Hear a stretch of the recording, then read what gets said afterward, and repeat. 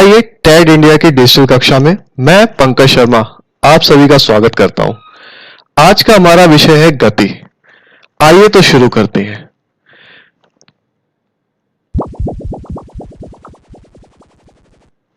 गति यानी कि मोशन, यह क्या होता है?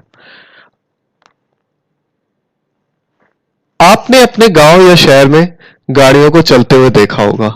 वे किसी समय पर कहीं और किसी समय पर कहीं होती हैं। इसे गति कहते हैं। अर्थात समय के साथ साथ किसी वस्तु, कण या पिंड की स्थिति में होने वाले परिवर्तन को गति कहते हैं। आइए इसे हम सभी एक उदाहरण से समझते हैं।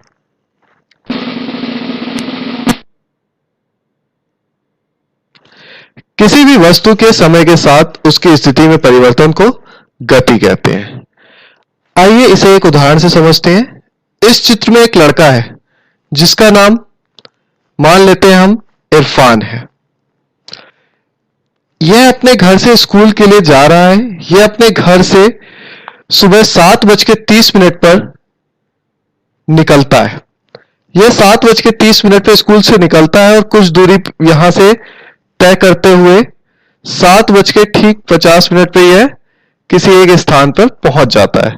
फिर वहां से यह थोड़ी दूरी और तय करता है और तय करते करते करते यह 8:20 पर अपने स्कूल पहुंच जाता है। कि समय के साथ साथ उसकी स्थिति में होने वाले परिवर्तन को हम गति कहते हैं। इसी के साथ साथ गति के कुछ अन्य उदाहरण भी हैं, जैसे कि कोई साइकिल चलाता व्यक्ति, ऊपर से गिरता हुआ पत्थर या फिर कोई गेंद आदि। आइए आगे बढ़ते हैं। गति के प्रकार।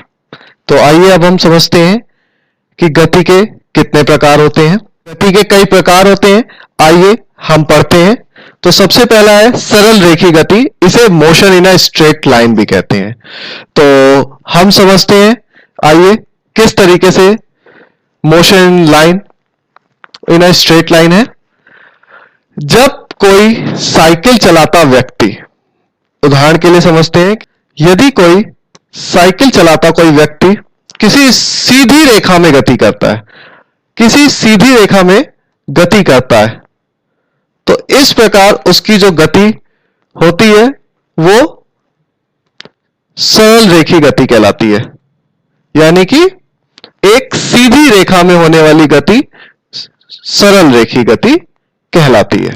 इसके कई सारे उदाहरण होते हैं, जैसे कि कार चलाता हुआ कोई व्यक्ति, साइकिल चलाता हुआ कोई व्यक्ति, या फिर रास्ते पे तेज जाती हुई कोई बॉल। आइए आगे बढ़ते हैं।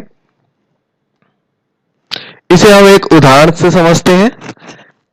आइए एक क्लिप देखते हैं। आइए हम सब इस वीडियो की सहायता से समझते हैं कि किस प्रकार से सरल रेखीय गति कार्य करती है।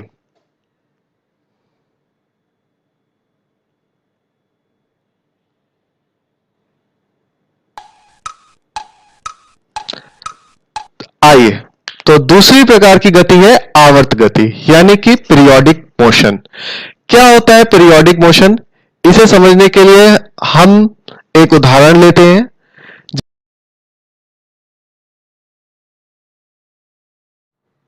आइए इसे एक उदाहरण से समझते हैं।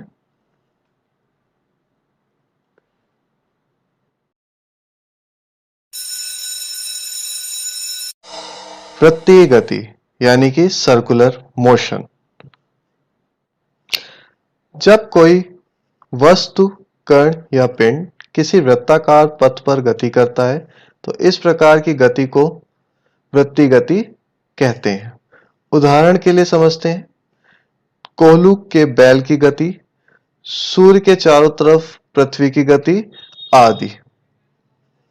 जिस प्रकार यह एक झूला और इधर उदाहरण में दिखाया जा रहा है सूरज के चारों तरफ घूमती हुई वृत्ताकार पथ पे पृथ्वी और पृथ्वी के चारों तरफ घूमता हुआ चंद्रमा वृत्तीय गति कर रहे हैं, और यह वृत्तीय गति के उदाहरण है। वृत्तीय गति को सर्कुलर मोशन भी कहा जाता है।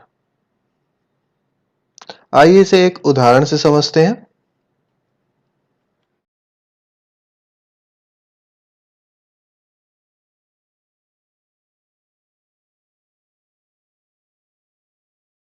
घूर्णन गति है, यानी कि किसी वस्तु द्वारा यदि घूमते समय कोई गति की जा रही है तो इस प्रकार की गति को घूर्णन गति कहते हैं। जैसे कि आपने कभी-कभी लट्टू को देखा होगा या किसी चाबी को आप फर्श पर रखकर घुमाते हैं या सिक्के को फर्श पर रखकर घुमाते हैं तो इस प्रकार वह घूर्णन गति करता है, रोटेशनल मोशन करता है। जब कोई वस्तु, कण या पिंड अपनी अक्ष के चारों तरफ गति करता है तो इस प्रकार की गति को घूर्णन गति कहते हैं। जैसे कि लट्टू की गति, सिक्के को जमीन पे घुमाते हैं तो उसमें जो गति उत्पन्न होती है वह घूर्णन गति का एक उदाहरण है। आइए इसे एक वीडियो से समझते हैं।